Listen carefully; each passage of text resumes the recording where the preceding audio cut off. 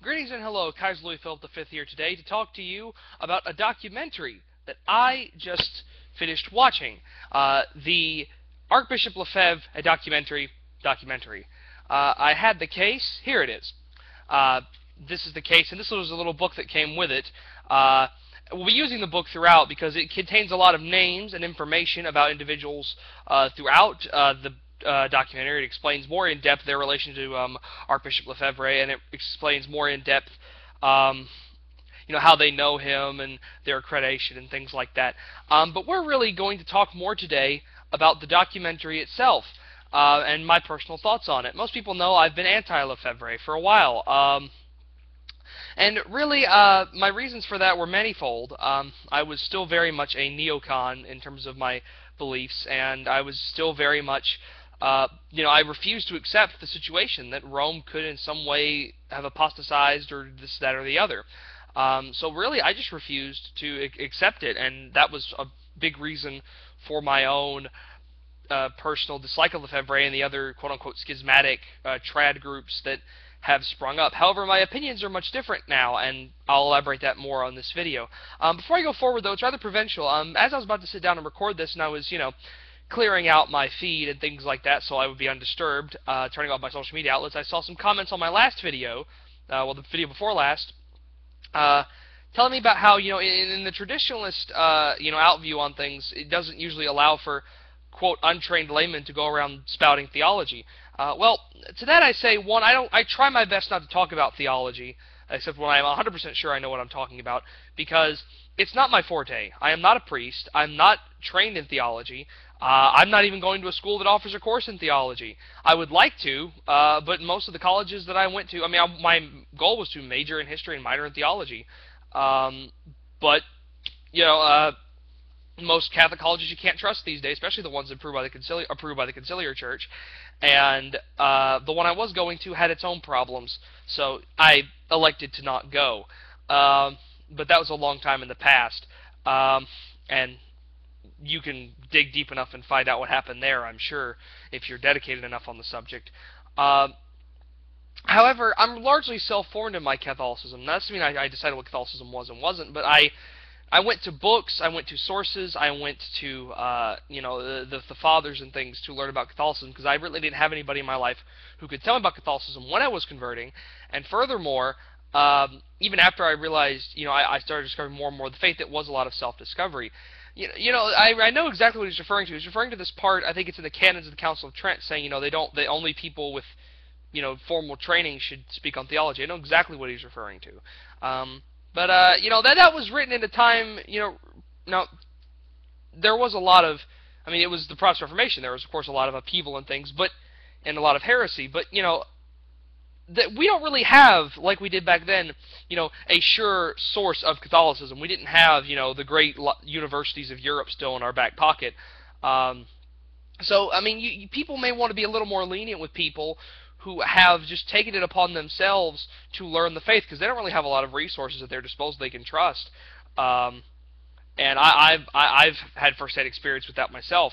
But without further ado, my purpose here is to review the documentary, to give my thoughts on it, and some commentary, what I was thinking, what thoughts came to mind as I was watching it and as I was absorbing everything. The documentary is 90 minutes long, so about an hour and a half long. It's a good watch. I had to stop at various points because I was taking notes and pictures and things. I had to stop at various points, but it was not a bore to sit through. It kept me interested. I wanted to know, well, what happened next? Well, what was his experience? Things like that. I was interested to hear from all these people that were so close to him that had their own personal perspectives on the man. They don't touch much on the more controversial things that people who are used to the society may be familiar with. They don't really touch on that. I'm not sure why. Maybe they just don't want to deal with it. Maybe they don't want to talk about it. There, in the back of this thing, there's advertisements for other Angelus Press products. Things like, the open letter to confused Catholics. I accuse the council. I saw Apologia Pro Lefebvre. Yeah, Apologia Pro Marshal Lefebvre is in the back here. 3 volumes of it. All of these things, that they're advertising in the back here. So you can see, yeah, in this little booklet. So, I guess maybe that's saved for their other products. This seems to be more just in general about his life, because it focuses on him a lot.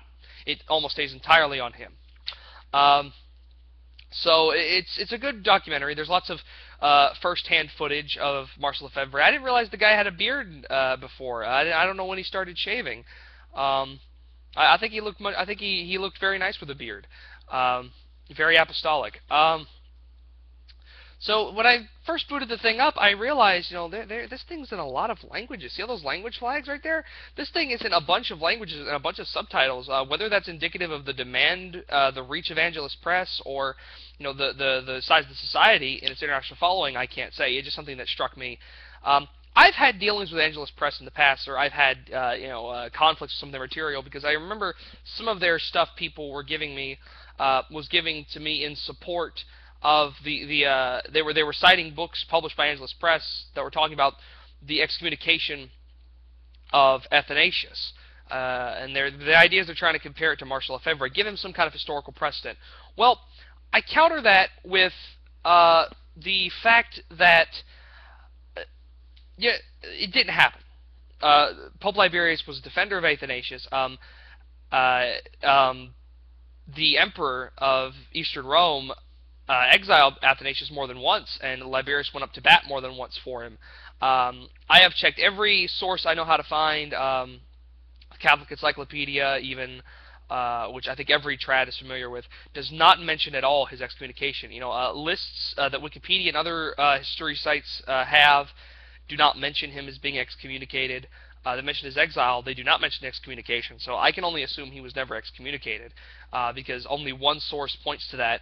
And there are millions of others that say that he was not, and there are many that talk about how he is not. Pope Liberius was not an enemy in any way, shape, or form of Athanasius. So let's so I have some issues with them. But however, the documentary seems spot on. So without further ado, I think we covered enough background information on the documentary itself. It was loaned to me by someone from Our Lady of Sorrows. Thank you very much. I will return this to you within a week's time when I'm back in that region again. But thank you very much. I was very glad to watch this. So the documentary starts at the end. It's showing Lefebvre consecrating the bishops at Icone, at Icone, and he's there's newscasters commenting on it. Some of the things they say to me that stretches out into my mind. The schism is here. Lefebvre has excommunicated himself, which I think is very a very interesting way to start it off. The society, as I've covered before, is not necessarily in schism, and they're not necessarily a counter-church. But still, they get called that by Rome. But the American National Catholic Church, which was a schismatic church, which formally broke with Catholic doctrine. When was the last time you heard? When was the last time your conciliar's bishop, told them they can't have a church? When was the last time he told them, told people to avoid their masses? When was the last time they were told that? Never? Never, I bet? Okay. Getting that out of the way. Starting already, it gives us an idea of Lefebvre's family background. The film, after setting up who he is, goes into his life, his formation as a young man. It talks about how he grew up in a time in France in the early 20th century where anti-clericalism was strong, but all the same in Catholic communities the faith was kept. When he said, parishioners, parishes numbering in the hundreds and thousands, or just any average parish, ministered to by multiple priests. To any Catholic today, that's like multiple priests. What? That's just so weird, isn't it? Because usually it's one or two, maybe three at most for a parish. I think for cathedrals and stuff, it's much different. But the idea of multiple priests serving one parish, I think, is weird to most people, and I think that's indicative of the crisis today. The church was strong, and that was something that stuck out to me. This is the environment he's coming out of. He's coming out of a very strong Catholic background with devout parents. His parents were daily mass attendees, and according to his sister, they went even when they were on holidays and on vacations. They would stop at parishes for masses, and they encouraged their children to go to daily mass. Lefebvre's father, I've talked about this before, he was an active Nazi resistor during the Second World War, and in the First World War he served as a courier for the French army. Um, his father was imprisoned and kept in a concentration camp in Sonnenberg, and he died there of disease. Was never made it home again. I think that people have said, and it's going to come again later in this thing. People have said that Lefebvre had sympathies for the Vichy government and had sympathies even for Nazism and fascism. To which I say that that's really weird when you consider his family background. Where on earth did he pick this up? Where did he get this? Because it had to have been totally self-formed. Because he, as a person, his father died at the hands of the Nazis, and I think any SSPXer who fetishizes Nazism, who fetishizes fascism, as a society member should be thrown out, if only on this basis, because he's insulting the memory of Lefebvre's most likely very saintly father who opposed this regime. He's insulting Lefebvre. I mean, I can't imagine the reaction someone must have gotten if they had, in Lefebvre's younger days, had walked up to him and tried to apologize for the Vichy or for the Nazi regime. I can't imagine the verbal lashing they would have received, considering his father is a victim of the regime, and his mother was the head of the household after that. He had multiple brothers and sisters. I think a family of 8. Large families were also the norm in his time, and most of the older siblings, brothers and sisters, went into religious life or to the priesthood. Even though Lefebvre doesn't seem to be the eldest, he was regarded by his siblings as the model child. He was the good kid. He was the guy that, not necessarily spoiled or favorited, but he was the good child. He was the leader in most things. When he went to seminary, to school, he was regarded as very studious. Fellow classmates regarded him as very charismatic. He was the kind of person who could just who just drew people in. He made them feel welcome, and he had the ability to, inspire great devotion in people. And when he finally did go to actual seminary, he went to the French seminary in Rome. If you don't know, there's different seminaries in Rome for different languages and countries and things, so that they can be taught to in their native language. The seminary he went to was run by somebody who let's see, Henri Lefebvre. Yes, Henri Lefebvre. I couldn't understand what they were saying. French is not really a language I'm good with, and so I had struggled to understand what they were saying. I thought it was Flockley. I just couldn't. I had no idea what they were saying. But I looked it up, and this guy came up to me. So Henri Lefebvre, and it mentioned his connection to Lefebvre as a mentor. He was the head of this. He was the rector, and the seminary itself was highly ultramontanist and counter-revolutionary, which is important to understanding Lefebvre's mindset.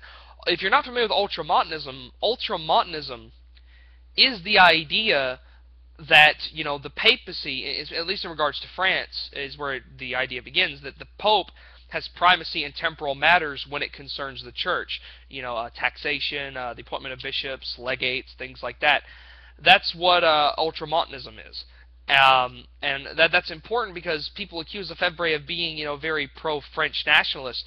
Well, that's going to be really weird if, he comes from an ultramontanist background. So already he has a formation that the Pope is the head of things in terms of the Church. Now, Henri Lefebvre was removed from the seminary during the conflict between Rome and Action Française, which was a royalist party in France that was led by someone named Charles Maurras. Now they have someone who came into the who was in the documentary. They have his classmates, talking to, they have several of his classmates in the documentary who say that Lefebvre was not a member of Action Française. He did not read Maurras. He had no connection. The only connection was through Henri Lefebvre, who was deposed because of his... And I went to look into it further. Henri Lefebvre is only supposedly a member of Action Française. There's no real proof. Now, Action Française was, to give you some background on these guys, they were a group started by a guy named Charles Maurras. And I've seen among some trad circles, even the SSPX, people who like Action Française, because and they're against the excommunication, the prohibition of Action Française by Rome, Leo the 13th at the time, I believe. They're against it. Although I found Pius X had a dossier on him as well. As for who Charles Maurras is, to give you an idea of the founder, he's not a Catholic. He was an agnostic for most of his life. He was a downright political schizophrenic. He was back and forth between allegiances between political parties and movements and things. Although he stayed constant to the fact he was an outright vocal anti-Semite. Most of his policies were most focused on nationalism, on French isolationism even. He was a very pragmatic clericalist. He was not religious. He viewed the church as, like most fascists did in Europe, as an important bedrock, a moral guide, something of a moral police for the nation. They didn't view them. He didn't view them as some essential piece of religious faith. They didn't believe in the religion.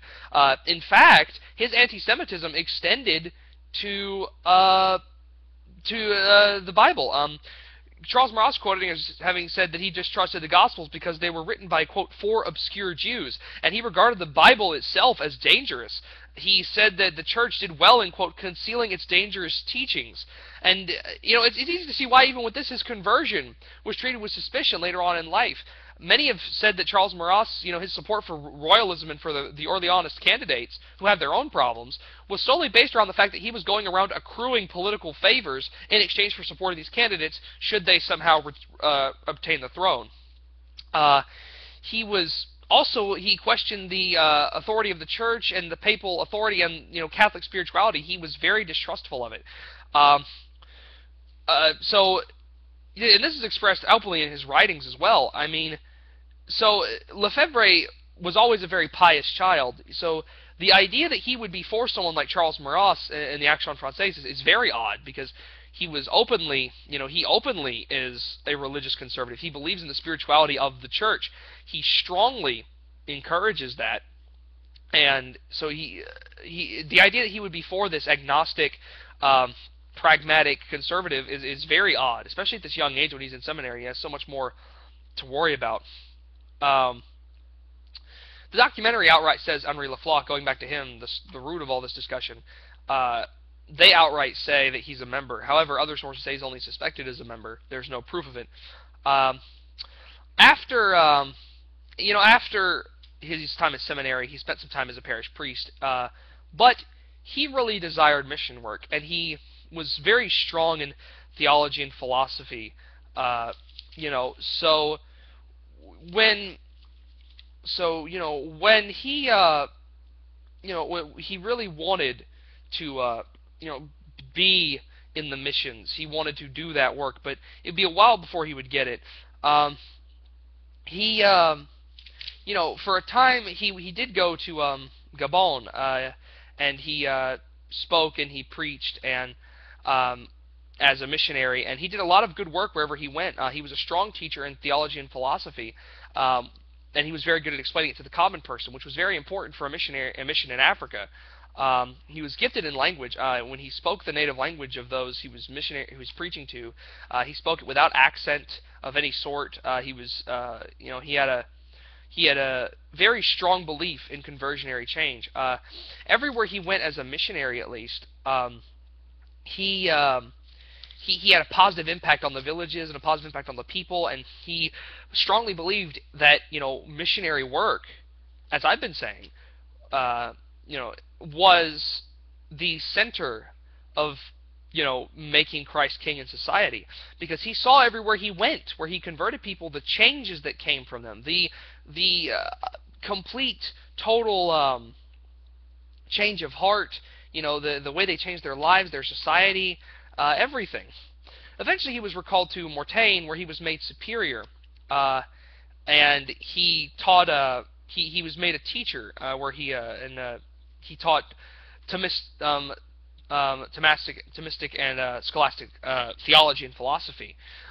He was deeply spiritual and welcoming in the eyes of everyone that he taught, and he was a gifted administrator as well as superior. He also held disputations in his classes, where one side would defend one theology and one side would defend another. And he was very memorable for having these disputations. With time, though, he was made the bishop at Dakar. It was a heavily mission territory. There was one parish in all of Senegal, in all of Dakar, in all of the dioceses, when he was made bishop, and that was the cathedral. The cathedral was it. I mean, there were masses held in other places, according to those that lived in the area, but really the only parish was Dakar. It was very much a backwater part of the French colonies in Africa. The former bishop was actually removed because he was pro-Vichy. Now, if Lefebvre was at any point pro-Vichy, then, especially even at this young age, he would not have gotten this job, I think, if he was openly a pro-Vichy member. And apparently being pro-Vichy was very, it was very detrimental to this bishop's mission work, because the Vichy France was very racist. They bought into Nazi racialism, so it was very difficult to minister in these places, I suppose, and have these kind of opinions.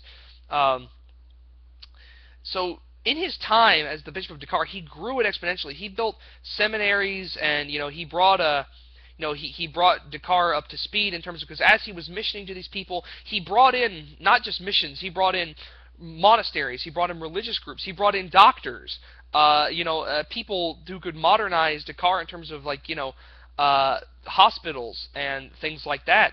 He was extremely well liked, and he just, I'm amazed at some of the mission work. The documentary, I think, the longest part of it is where he's talking about his missionary work in Africa.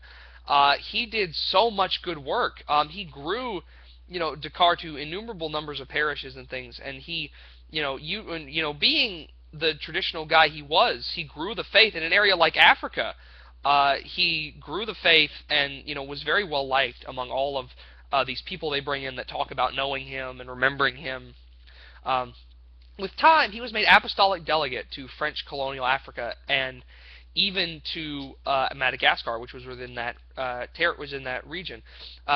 He was seen as a part of the government, actually, because, at least to the people of Senegal, because they provided him with a car, they provided him with a plane, a private car and a private plane, so he'd go wherever he wanted. And the people, they had this guy who said that, this was not unusual. They saw him as, a man of God. This is how we treat men of God in Africa.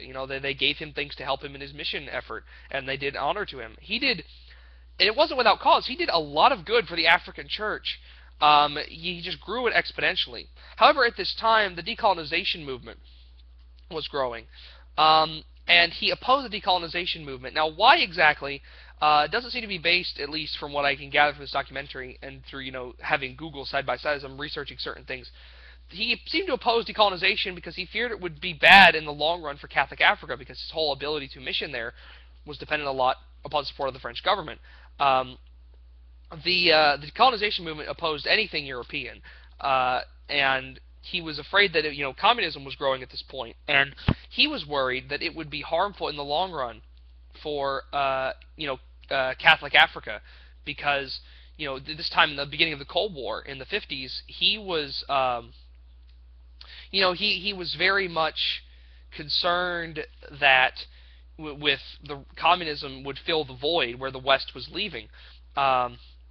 Communism was seen as the heart of all liberalism at this point, and Catholicism was seen as very much at the part of liberalism at this point. It was very much seen as this.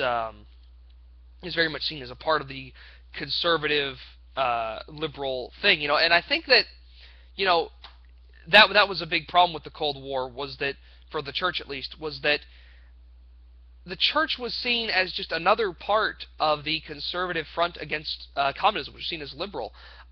So much of what we regard as conservative America today only came about with the Cold War. One nation under God, in God we trust, the Ten Commandments in front of government buildings, religious monuments, it all comes from the Cold War. And I think that a big mistake that people make, just like, it's a mistake to equate all conservatism ultimately with fascism and Nazism, is to equate all liberalism with communism. And I especially thought of this today when I saw this thing on Tumblr that said, the Communist Party supports the LGBT and the Black Liberation Front, you know, and I realize, you know, sometimes you make enemies where you don't need to make them. And so I think a big mistake is a lot of conservatives automatically assume that liberals are communists. And a lot of liberals assume that all conservatives are fascists. Now, in my time navigating the odyssey that is, you know, the online political world, I have met real fascists. I have met real Nazis. I've met real Marxists. I've met real communists. These people exist. And they can vote. They are not watched by the government in any way, shape, or form. They're just there. And they exist, and they openly spout their beliefs. I hold communism and fascism in equal abhorrence. And though I think that a big mistake we make is we automatically equate certain groups as being communists or as being fascist because they're either liberal or conservative.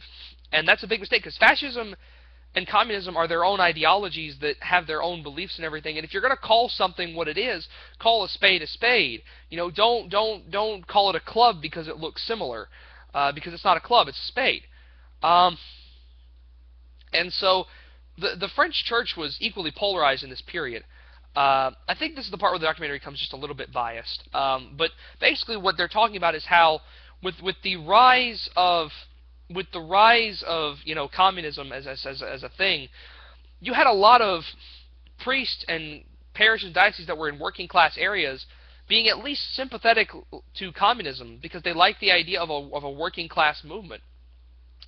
And I can totally understand how this would happen, because these priests, they are in direct contact with the working class and with the people. And in the medieval period, really, the church represented the people on a lot of instances. And by the people, I mean, I guess maybe I should say the commoners instead, because using the people as to refer to like the lower rungs, I guess, goes against my own beliefs on things. But I guess, you know, the church represented the commoners and the working class, because they were the most in direct contact with them and had the most ability to see things from an on-the-ground perspective. So they ended up representing them a lot. So I think a lot of priests and bishops just felt like they were doing that. They were trying to help, you know, and make no mistake, capitalism has a lot of flaws, and a lot of those flaws is in how it treats people at the lowest level.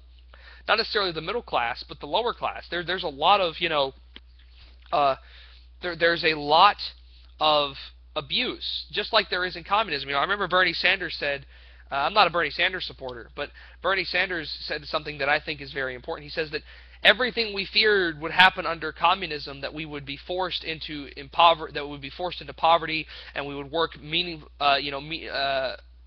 it meaningless or monotonous jobs for low wages, has happened under capitalism for a lot of people. I would counter the differences. In capitalism, that's not the case for everybody.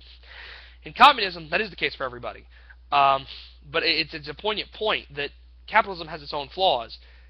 Communism is wrong, of course, but maybe capitalism is too. So, and the church was never pro-capitalist before, you know, the post-conciliar age, like at least unreservedly pro-capitalist.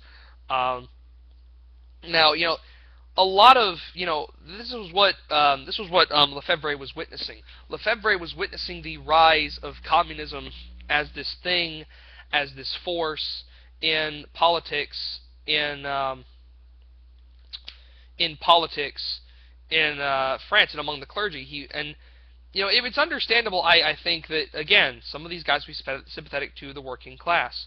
I took some pictures of quotes from on screen because it was easier than taking pictures of Lefebvre talking and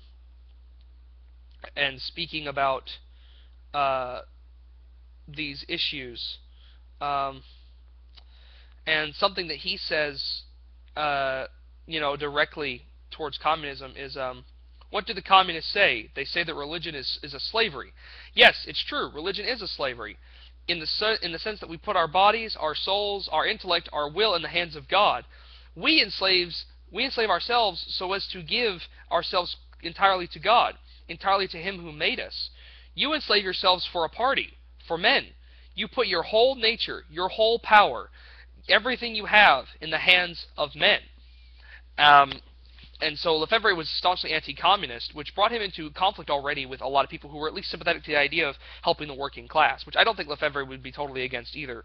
I think, again, with the French church becoming so polarized, it was difficult to take a middle ground, a middle stance. You know, he was sent to a little backwater diocese in Toulouse when he was eventually recalled as apostolic delegate to pursue other duties, because Pope John the 23rd then at the time, he wanted more native clergy, which I think may have sealed the doom for you know, perhaps for the spread of communism in Africa, although communism hasn't really spread in Africa, has it? I mean, Africa is not exactly in a good position today, is what I'm trying to say, and perhaps replacing, you know, totally removing ourselves from from our responsibilities in Africa, you know, being right there next to it, may well have led to that. You know, he eventually was made superior, though, of the Holy Ghost Fathers, the group, the missionary clergy that society that he'd been a part of for a long time, and he used that in his capacity to travel as a missionary while still trying to do his job in this new diocese. And hence comes the most important part of the documentary, I think, which is the council. Clearly the first part is meant to give us an idea that Lefebvre is a good, holy missionary, and I don't disagree with that assertion. He seems well-learned, well-read, and he did undeniable good work in Africa. He was not a nobody. He was someone who did good work for the church. Lefebvre was actually considered a council father. He was a very instrumental person on in the formation of the council and things, and he felt very confident things were going to go very well from the start. But things fell apart. Lefebvre took part in the preparatory drafts for the council's documents, and he, seeing them and having a hand in writing them, said, "Oh, this is fine." Well, the preparatory drafts were utterly discarded. What they were shown on the floor of the council was utterly different from what he had written and from what he had seen. These very heretical theologians were coming around, you know, starting this. The documentary refers to them as liberal theologians. I will prefer the term heretics. He uses these heretical theologians to, you know, spread these ideas through the council, that they should collaborate with the world, you know, instead of, you know, as equals with everyone else in the world, not, you know, presenting solutions to problems as the definitive solutions, that we should, you know, they started this self-criticism of the church, this direct self-criticism, which was almost harmful and detrimental, as we see today with how Catholics hate their own history. You know, the council was declared as being open, with no condemnations for theology or errors in any way, shape, or form. This is really different for a council. Most councils at least prescribe canons, or they, you know, they denounce errors. This one does none of that. People, you know, say the term, well, that's because it was a pastoral council. Well, it's interesting. According to Lefebvre's close friends on the floor of the council, the term pastoral council was used to silence Lefebvre and his allies in the council, who were saying that these approaches, these ideas, are against the church. They say, no, it's a pastoral council. It's not doctrinal. If it was doctrinal, you'd be correct, but it's not. But the problem is, this pastoral council ultimately approved modifications and changed the way we approach things. You can't just change the language, you know, and, you know, expect things to be taken the same way. And if the case was the council was actually supposed to be conservative, then wouldn't we have seen, you know, not the disaster we saw immediately afterwards? You know, there were, you know, there were these approved modifications and everything to just everything in the teaching. And there was this part where it talked about the declaration of, you know, the rights of man or whatever, like, or rights of religions, the religious liberty document, where they bring in this guy named Simi Hama Boubacar, I think is how you say his name, who was the president of the Grand Mosque in Paris. And he's quoted in an interview as saying, you know, Islam and Judaism have always accepted the rights of religious liberty, and he welcomes he welcomes Catholicism for having joined the Alliance of Semitic Religions. Now, that's absolute garbage. I don't know what this president, this Boubacar guy, this Hama Boubacar guy is talking about. I looked him up. He's a politician, and he is indeed, you know, Muslim. He was president of the Grand Mosque in Paris, and he says Islam and Judaism openly accept, you know, the idea of religious toleration, that's utter garbage. Let's start with Judaism since it comes first. Judaism, if you're going back to the Bible, was anything but tolerant of other religions. Okay, Judaism was the quote-unquote state religion for the Kingdom of Israel, and that it wasn't any different anywhere else. All these other pagan kingdoms, or these kingdoms surrounding them in this area, had one religion. It was their culture's religion, or their pantheon. And Israel did not allow, paganism, did not allow idolatry, did not allow any of this. If you're going to talk about Rabbinic Judaism, the idea that Rabbinic Judaism is in any way, shape, or form compatible with, or at least like in the mainstream sense, it's compatible with these ideas, is wrong, because Judaism, does not approve Catholicism, at least in the Talmud, as a true religion. It doesn't. It says that Jesus was the offspring of Mary through an adulterous relationship with a Roman, and that he was hung, like by the neck from a tree, because he was a sorcerer. So already, that right there, I don't need to go any further. Clearly, Judaism is not a liberal religion that tolerates all other religions, because they were not tolerant of Christianity at all. Now, people are probably wanting me to go into things where they talk about what you can and cannot do to the Goyim, quote-unquote, which are Gentiles. But I'm not going to get into that, because a lot of those are controversial. A lot of those are disputed. I have not read the Talmud. I plan to at some point, because I want to see if it's in there myself. I've read parts of it that do contain the parts about Jesus, which is why I mentioned those specifically. And this alliance of Semitic religions. Okay, listen, sir. You're aware that Islam has dhimmitude status for Jews, right? I mean, you must know this. I mean, if you're the president of the Grand Mosque in Paris, I don't imagine that's a job that just any Muslim can get.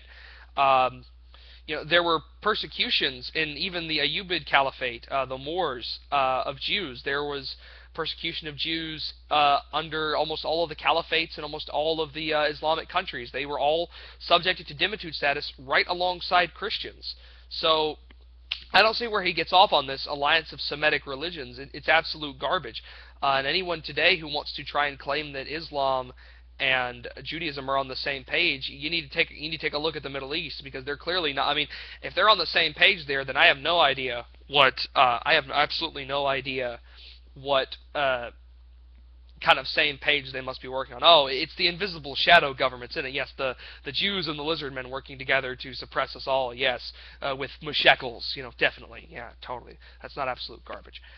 Definitely not garbage. It is garbage. I can't even maintain sarcasm with that. It is garbage. It's ridiculous. Lefebvre refused the declarations on religious liberty because he was very much against the idea of religious liberty. Now, rather than try and assert something, let me quote his own words from the documentary. The Church says that error can be tolerated. For the Catholic Church, other religions are in error, and so error can be tolerated, but never can it have a natural right to exist. That is to say, in fact, a God-given right to exist. For the Church believes that it's God who gave us nature. Would God have given men a right to spread publicly errors in society? That is contrary to everything the Church previously taught. And I'll go ahead and start with another one. Ecumenism puts, in effect, all religions on the same level and gives an equal right to all religions. And that precisely is a problem, I think, an extremely serious one, because putting all religions on the same level destroys the Church. The Church should consider herself to be the one true Church, alone in possession of the truth. If she puts what she calls errors and false religions on the same footing as herself, it follows necessarily that she might as well disappear, because she no longer has any reason to exist. Very well said. Now, the important thing I want to point out is that he does indeed say that religions can be tolerated, that they can be given, that they can be tolerated in society. And I feel like that's an important point to make, because a lot of the way the society's writers write things, you would think that the church believes in a confessional state where all must be Catholic or die. That's flatly unhistorical. And even Lefebvre mentions that religions can be tolerated. You know, tolerated is not the same thing as being given equal footing. And by equal footing, that's not to say that members of the same religions don't have the same rights. That's to say that you cannot theologically equate the religions as equal. That's what Lefebvre is against, and that is what the society should be against. Historically, in Christendom, you know, these religions, you know, they, you know, the way in which they've approached religions and other things. In fact, I just remembered, there's a very good quote from the district, there's a very good quote actually from the District of the USA's website on religious liberty. Let me see if I can't pull it up. Here it is. All right. It says here, quote, "How does Vatican II contradict the practice of the Church? The saints have never hesitated to break idols, destroy their temples, or legislate against pagan or heretical practices. The Church, while never forcing anyone to believe or be baptized, has always recognized its right and duty to protect the faith of her children and to impede, whenever possible, the public exercise and propagation of false cults. To accept the teaching of Vatican II is to grant that, for 2 millennia, the popes, saints, fathers, and doctors of the Church, bishops, and Catholic kings have constantly violated the natural rights of men without anyone in the Church noticing. Such a thesis is as absurd as it is impious." Now, I want to clarify about that breaking idols thing. It's even shown in the Bible, in Romans and in the Acts. The Roman people removed their idols of their own volition when they converted to Catholicism. And this happens throughout history in the Christianization of the Roman Empire. The Roman people willingly removed their idols and their statues and their temples because they no longer have use for them. They're not pagans anymore, they're Christian. In fact, they repurpose a lot of their temples to be Christian churches. So it's not so much that the government's supposed to be going around and suppressing religions like violently, making them be Catholic. No, it's more that, you know, that a false religion can't, you know, just openly attack or engage in missionary efforts against the Church, because that would be a violation of, you know, that would be you know, consisting of a danger to the religion, particularly in the case of like the early days of Protestantism, when Protestantism attacked the Catholic Church, when it attacked Catholic kingdoms, and engaged in all these other acts of violence and, you know, aggressive insults, aggressive insulting attacks on the Catholic Church, including but not limited to vandalism and desecration. So that's the kind of thing Catholic governments would suppress, not just, you know, Ahmed down the street who is a practicing Muslim, has no qualms with the state and is a loyal citizen and doesn't, you know, disrespect Catholicism, you know, doesn't go out of his way to attack his fellow citizens who are Catholics. You know, that guy is totally fine. It's Muhammad, you know, down the lane, who is, you know, actively plotting to, you know, bomb a church, or, you know, to kill Christians, or, you know, I can't remember the name of that one hate preacher in the UK, Almud. I can't remember his name precisely, but y'all know who I'm talking about probably. This guy who is, you know, he's actively attacking other religions and saying Islam will take over the world. What you see out of radical Islam in the UK, that would not be tolerated in a Catholic country. No, that would be absolutely, utterly condemned. Those people would be in jail because they're actively attacking the state. They're actively attacking other religions. They are forcing themselves into the public square to assault other religions, to be disrespectful, and to disrupt the peace. That is not tolerated. And I feel like a lot of society people make this mistake. The only noteworthy example I can find of something related to a forced conversion in Christianity would be when Charlemagne baptized some of the Saxons that he'd conquered in the first part of the Saxon Wars, because the nature of their opposition to the Carolingian Empire and to the Franks was they were becoming Christian, that they were bringing strange gods into the land, foreign gods, you know, and that was the nature of their the nature of the motivation for their aggression and for their attacks.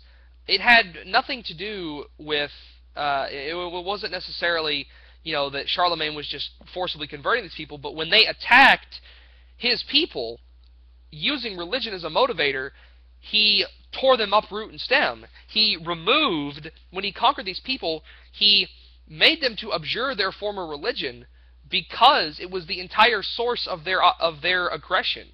It was done to keep the peace within his kingdom. And even then, later, when Widukind emerged and led the Saxons on almost a crusade, really, a jihad, a warpath, in the name of Odin and Thor, to strike down Charlemagne and his foreign Jewish gods. Not only did Charlemagne beat him roundly, but Widukind took this as a sign that his religion was false and Charlemagne's was true, and the Saxons would go on to willingly convert to Christianity under Widukind's leadership and join him in his crusades against the Vikings, even in the parts of what we now call Denmark, in the Jutland. So it's not so much that the Catholic Church has never had the policy of forcefully converting people. Even in the Crusades, you would struggle to find any kind of forced conversion on the part of the Crusaders. You would struggle to find it because that's not what the goal of their mission was. Their goal was to protect places that were already Christian and people that were already Christian from assaults by people who were non-Christian, who were Muslim. That was the whole animus. It wasn't forced conversion. If that was the case, one questions why the Orthodox were left unmolested for as long as they were. Before they locked a whole host of crusaders in Constantinople that they had invited there in the first place to depose a illegitimate ruler. And then when he died, another illegitimate ruler rose up. And Siege of Constantinople, read about it. Sack of Constantinople, read about it. So Lefebvre was against religious liberty because of the fact that he saw it as putting what he was against was the theological idea that these other religions were equal to each other, and that's what Vatican II was going for. That is what they were going for, and with the Assisi prayers later, we'll see that's exactly what their goal in mind was. He also opposed collegiality. Collegiality was actually the fiercest debate in the whole council, according to the people that were in it. With Lefebvre coming hard down on the papal side against collegiality, the idea that the Pope rules the Church in cooperation with the bishops, with not the idea that there is a hierarchy really, that all the bishops and the popes and stuff, that they're all somehow in it together. That's not how it's supposed to work. It's not how it ever worked. You could almost call it hierarchical heresy. In a sense, the Church exists to serve the Pope. Peter was the rock on which the Church was founded, and he, and the apostles together consecrated bishops who ordained priests to help them in this aim. It wasn't the other way around. The papacy came before anything else. It wasn't just, this big, hand-holding kind of thing. In Lefebvre's mind, it brought republicanism into the Church, like the French Revolution had. That that everything was allowed. That everything was equal, and that all the religions could just stand arm in arm with each other. That's not what he believed. He was a missionary. He could not believe that. There was this guy that they brought into the documentary who was talking about this a lot. Father Philippe Beguiere. We'll call him Father Philippe because I can't pronounce his last name correctly. Beguiere. There's a little apostrophe over the E. Forgive my poor French. He actually is not necessarily. He was against the election of Lefebvre to become the Superior General of the Holy Ghost Fathers, and so he's not just some unabashed fan of Lefebvre or his ideas, and he published a book about Lefebvre and his time in the Holy Ghost Fathers. Now, what he said, he mentions how all these were that Protestantism is no longer considered heretical. Which made me think, and I got into a debate with someone about this last night, or I got into a discussion last night with someone saying, Protestants call Catholics heretics all the time. Yeah, it happens. They probably don't do it when you're around, assuming you being a Catholic watches. They probably don't do that, but they definitely attack and smear Catholicism in private in their own churches.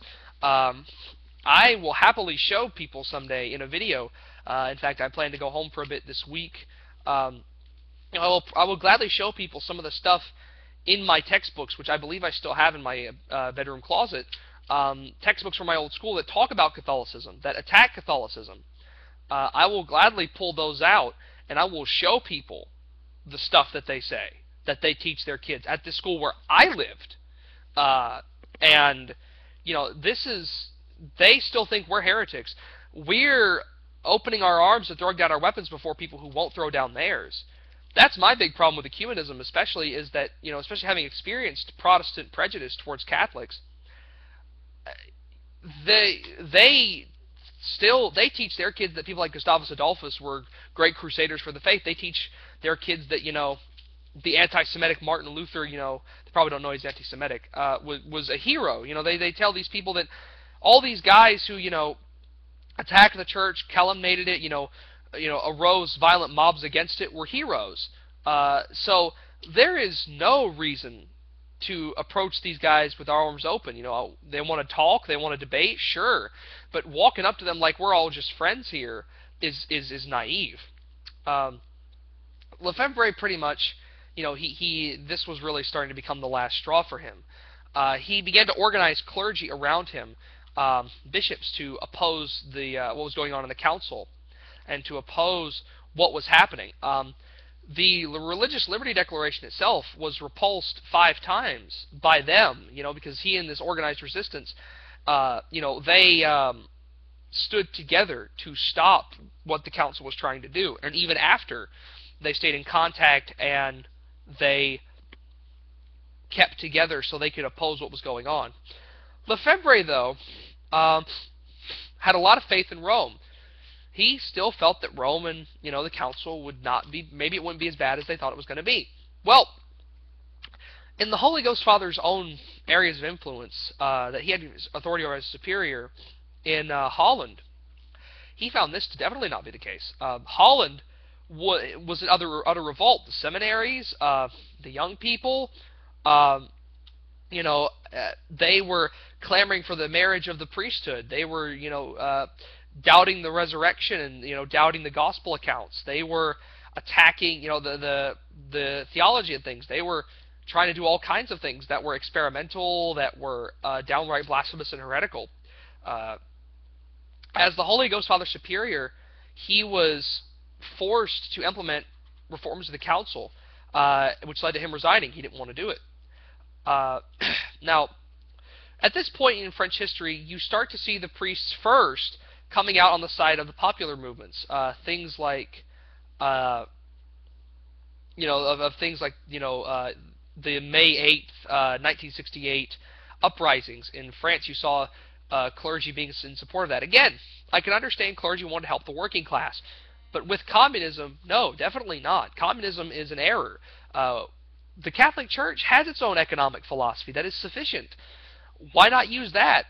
I just think it's important to point out that, the liberal, quote-unquote, priests were the guys who started getting involved in politics. Before that, this was an unknown. The priests were not in politics. The older generation, the older priests who knew Lefebvre and who lived in the same general region as him, talk about how before, priests getting involved in politics was profane. It was not done, conservative or liberal. It simply wasn't done. The new generation, was eager for this change, though. They took hold of this and they used it. At this point, Father Jean-Yves Cottard, who is a ex-SPX priest and who was ordained by Lefebvre himself, and was one of the people that convinced Lefebvre to organize the seminaries in Icone, but we're getting a little ahead of ourselves. What's important is what he says about what he experienced in the French seminary, the same seminary that Archbishop Lefebvre went to when he was becoming a priest. He says that seminarians hung an Italian Vote Communist banner from the balcony of the French seminary in Rome. It was in the newspaper. It was no secret. It shocked Rome. It scandalized the world. But there was no outlash from the seminary or leadership against it. There was a blasphemous procession involving a Sacred Heart of Jesus statue with a wig of, it was some kind of a wig. I couldn't get the name. I couldn't understand it. The subtitles were not working, and I couldn't quite, at least for when Lefebvre talked, yeah, they translated it with subtitles, but the subtitles for the movie itself were not working, so I could not figure out what they were saying, what kind of wig it was. But they put a wig on the Sacred Heart of Jesus statue and blasphemously, had a procession with it at the seminary. And it stayed in the seminary for months without anybody, saying anything, without incident. These people did not get in trouble. Do you see what I'm saying here about a double standard? Clearly, there's something going on here. The people in power are okay with these things that are manifestly abuses and heresies, but when someone wants to defend the faith, like Lefebvre did, it's like, oh, no, we can't do that.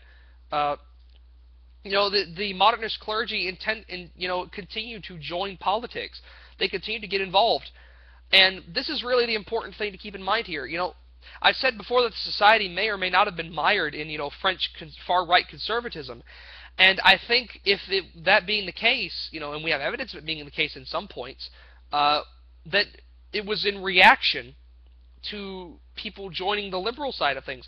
The clergy simply reacted, at least on the conservative end of things, and I think that was a mistake. We should have reacted with Catholicism, not reacted with, joining, the Front National or whatever. The French Catholics actually reacted negatively to all this politicizing of the church, from starting with the communists. They hated it. They didn't like it. This wasn't the faith they were being taught. People were leaving the church because it was not the church, because it wasn't, the church they grew up with. And people started going to society a lot, and to people that were like Lefebvre, because these people were teaching Catholicism. They weren't getting involved in the politics. And then we get to the changes in the Mass that came as early as 1969. And by changes, we mean the abuses you usually see. There was video footage of these Novus Ordo Masses that matched something we see today in the U.S. This was, if the abuses that people harp on were not intended, well, then why did they start from day one with no correction from Rome? But oh hell, they sure had time to go to Icone and and to bother the society, because they were daring to have the old Mass. They were daring to teach the religion the right way. Oh, how dare they? What scandal! As if turning the Mass into a buffet where you're served nothing but bread and wine, is somehow more befitting. And this is the part of the documentary where they actually get into the SSPX. Priests like the aforementioned Father Cottard sought Lefebvre and wanted him to have this. They wanted him to start a society.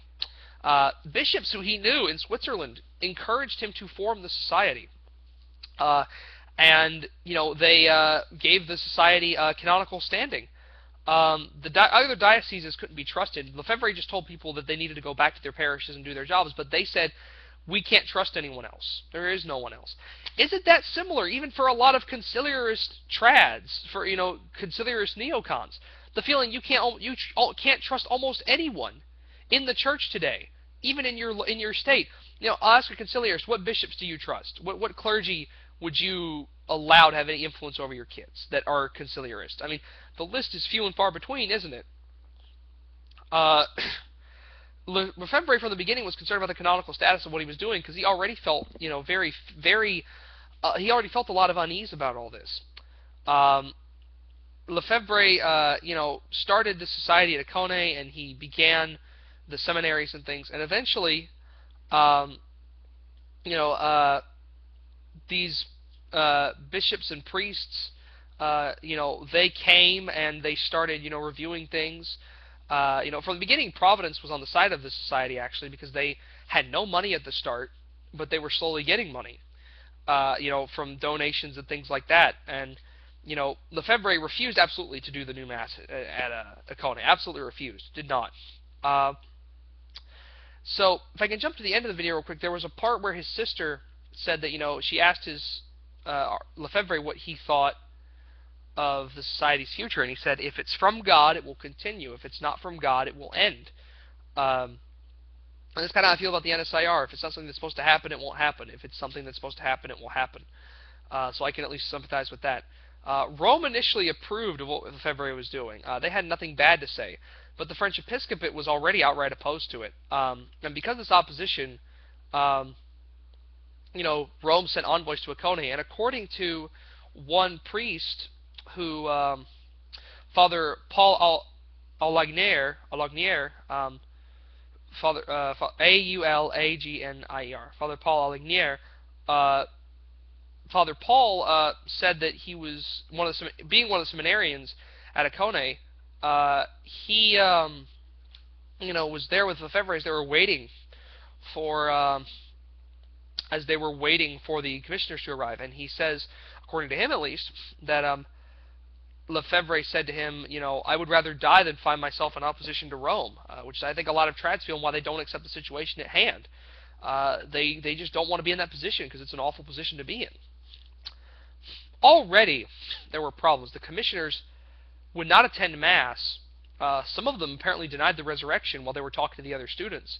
And they said revolutionary things, quote, to Lefebvre. They said things that were offensive to him in terms of, like, theology and religion, which prompted him to make, according to this documentary, one of his most famous declarations, which would be, "We hold fast, with all our heart and with all our soul, to Catholic Rome, guardian of the Catholic faith, and of the traditions necessary to preserve this faith.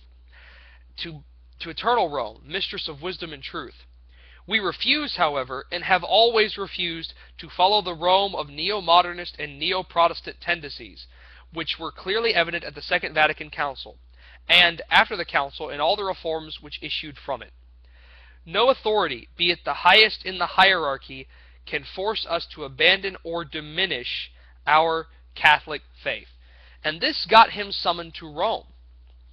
The SSPX was ended in the eyes of Rome. They punished him for what he was doing, and even though apparently, according to another priest, not really in this documentary, but one Father Gregory Hess, who's a society supporter, he said the commissioner said everything was great, which clearly it was not. But Father Lefebvre continued. For his seminarians. He refused sedevacantism. I consider myself skeptically Sadian, that I think their arguments have merit, their approach has merit, but there's a lot of holes in their argument, so I'm not totally bought into them. I'm more recognize and resist. The state of emergency, theology, is used to justify what's going on, to justify the continuation of the society because it's a state of emergency. I mean, in the case of what we've seen, what can you do? Everything has been taken hold of by modernism, and so the first round of priests ordained out of Akone come, and for this he's suspended. And Lefebvre, now mind you, all these quotes are not just things that he's written; they're things that he said. It's him saying it, with subtitles saying what he's saying in French. All right. But what should we do, given the directives coming to us from the Vatican, from Rome, which appear to us explicitly to contradict official public statements made by your predecessors? We are, then, faced with a crucifying dilemma. Note the use of the word crucifying. Either we follow you wholeheartedly and obey everything Rome has asked us to do since the Council, and we distance ourselves from your predecessors, or we follow your predecessors and get the impression that we are distancing ourselves from you. So that's his position right there. That is where he starts off with everything. That's where he gets to that's where he points out Rome, the people who are supposed to be in charge of us, aren't doing their job. They're abandoning the faith. Well, what do we do? After saying that, he got him in audience with Pope Paul VI. Finally, nothing really came of it. And eventually, he reached out to other trad groups. His adaptive missionary ability, again, the importance of missions, proved to be very important in his goals. It taught him to deal with what he had on hand and to work with what he had on hand. And he had a huge focus on religious life. The SSPX religious orders. He had a huge focus on them. He had a huge, he believed in the importance and the powers of their prayers and of their example to gain conversions. Finally, we get to the most controversial part of his career, which would be the consecrations at Icone, which got him his excommunication and which got him, the final, which fully squared him against Rome.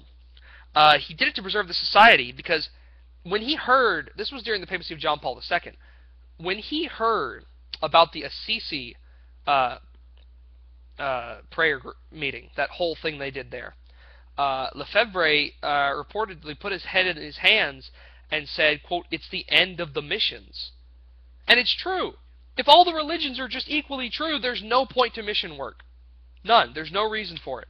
Why make people Catholic if all the religions are equal and true? There's no point to it. There's absolutely no point to it. And this motivated him to go ahead and start working on getting bishops for the society.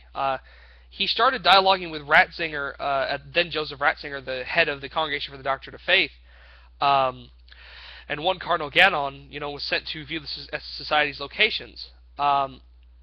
And Rome kept kind of hanging the consecrations for bishops in front of him like a carrot on a stick. They would not actually give him approval to do them. They would not allow the consecrations to take place. They would not allow they would not allow any of his appointments. They would not allow any of his decisions, and even the ones that he put up. They kept delaying him. And to Lefebvre, it felt like they were waiting for him to die. You have to understand, at the time of the consecrations, Lefebvre was 83 years old.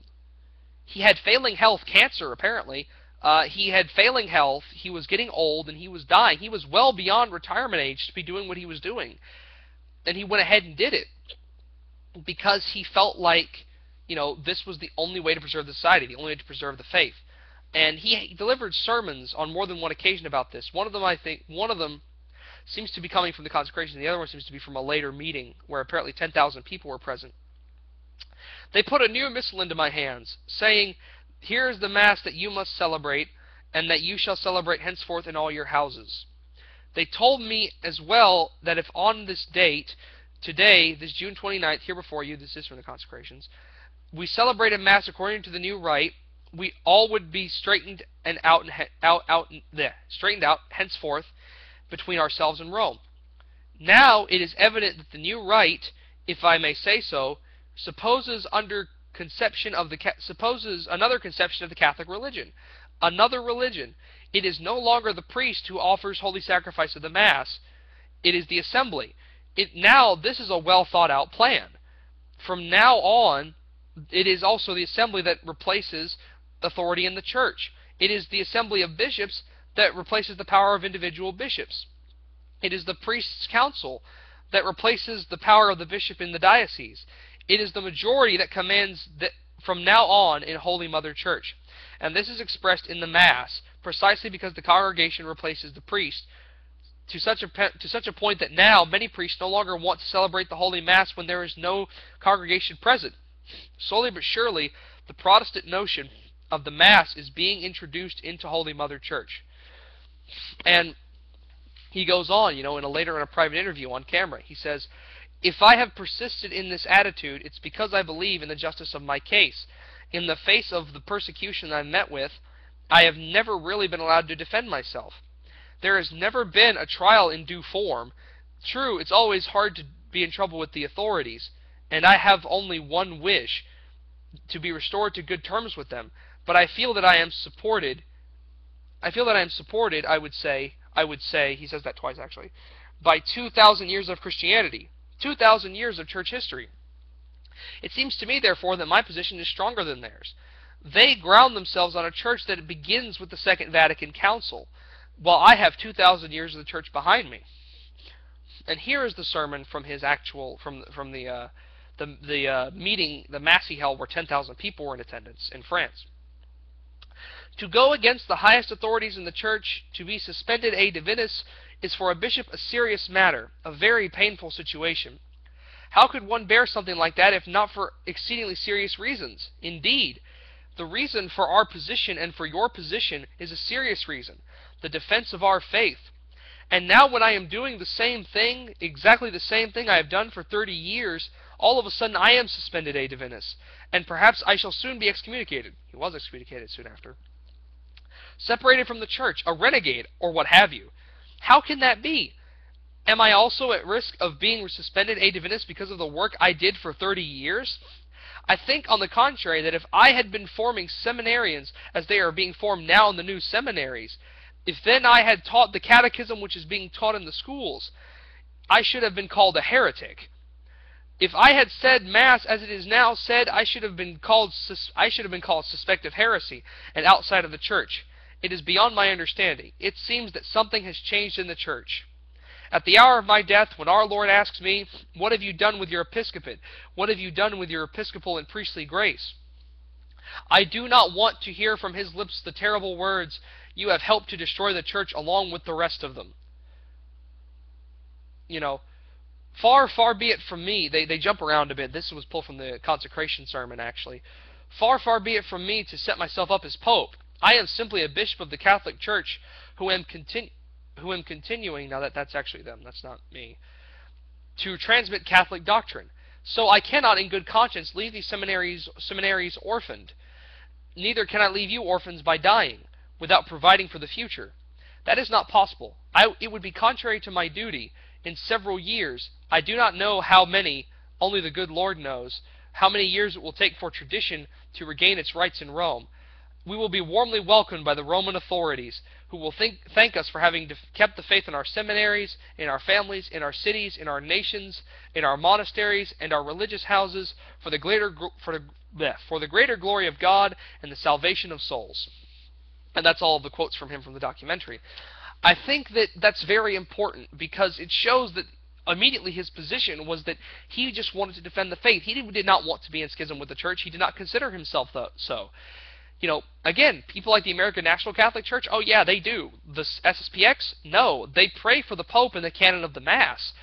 But, you know, even in spite of everything we see now before us. So I think that it's exceedingly important to keep that in mind. And this documentary taught me a lot about Lefebvre. I have a newfound respect for him, definitely. Will we start seeing his face on the NSIR page? Maybe when I can find some good pictures, perhaps. What do I think about his dicier comments? Well, the documentary doesn't mention them, but the facts don't seem to be in favor of him holding these positions, because, you know, some of them, like, you know, when he talked about, you know, he was against some of the immigration policies because he felt it would, you know, put people in danger of sex grooming rings, which, oh, look at that, that actually happened.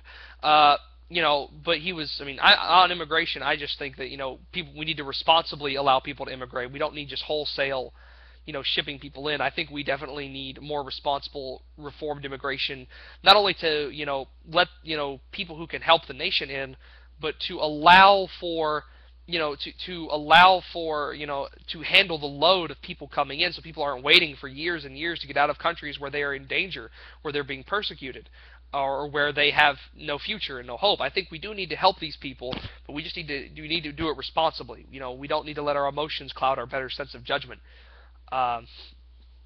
We don't need to be totally taken in by puppy dog tears.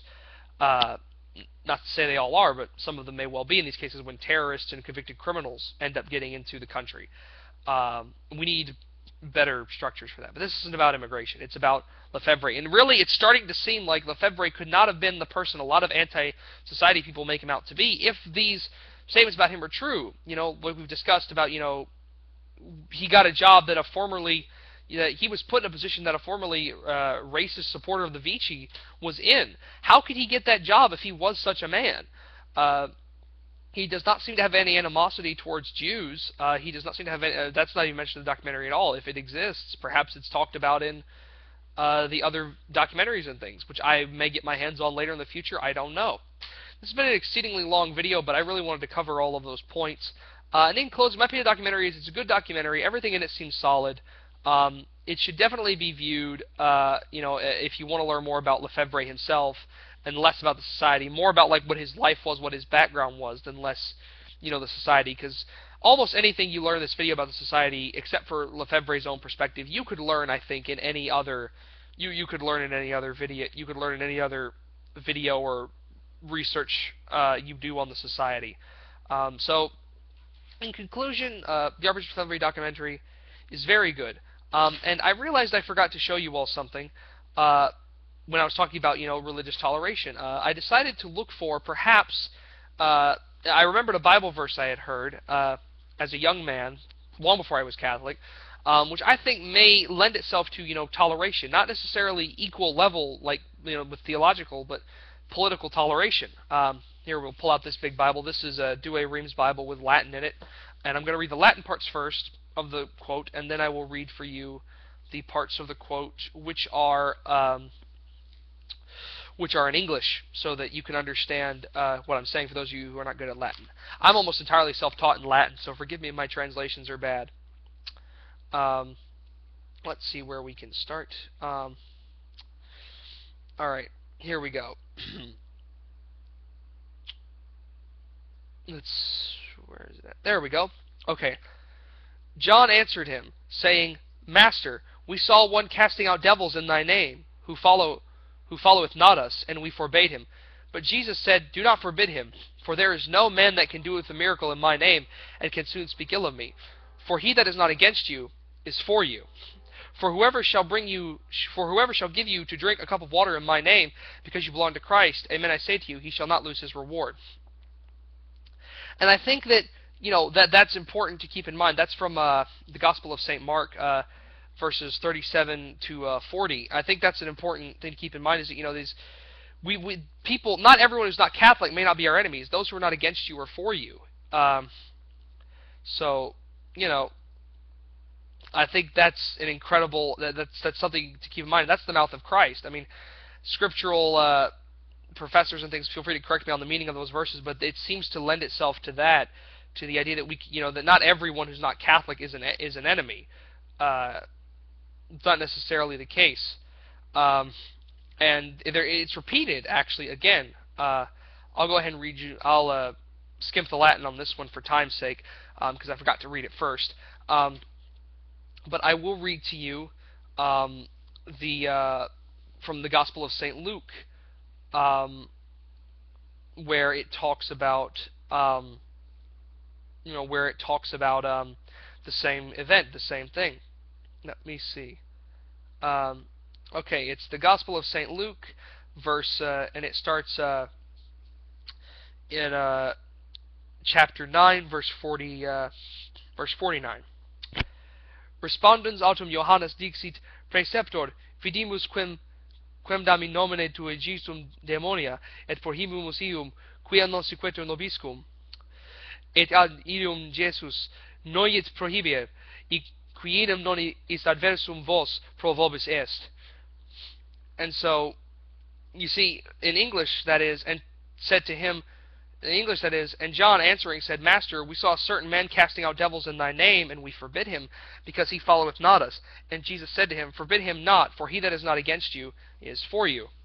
So I think that just, that adequately sums up,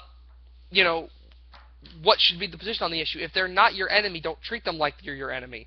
If they are your enemy, I suppose that's a different story, but there's no reason to treat them like they aren't, just on principle. There's no reason to persecute non-Christian religions, without due cause. People's religious beliefs can be tolerated, and by tolerated I mean tolerated in the same way you tolerate anything. That doesn't mean, theologically they need to be treated as equal in the eyes of the state. Of course not.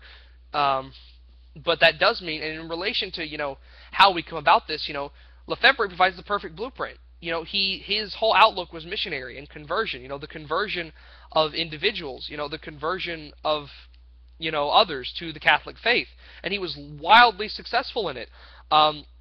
If the SSPX can mirror his success not only against non-Catholics, but in the United States, against the conciliarists, against modernists, then we could see wild success, because he grew Senegal to become a big part of Catholic Africa. So I think that's just something to keep in mind. In closing, I have a newfound respect for Archbishop Lefebvre. I definitely understand his position now. I sympathize a lot more.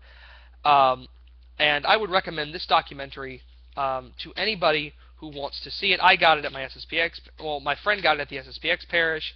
And you know, this is I'm not sure what the pricing is like. There is no price tag of any kind, but I assume you can order it offline from Angelus Press. Archbishop Lefebvre, a documentary. Definitely check it out. Definitely have a look at it. I definitely approve it if you want a better understanding of Archbishop Lefebvre. And as you might have guessed from my other videos so far, I'm definitely leaning towards this society. I believe it has potential. This upcoming Sunday, if things go well, I'm going to be having dinner with the priest. I'll ask him a couple of questions. And I'll ask him a couple of questions and see what answers he gives. Just get a feel for him in general. I like him so far, having met him just a little bit, but I've had no extensive time to sit down and talk with him.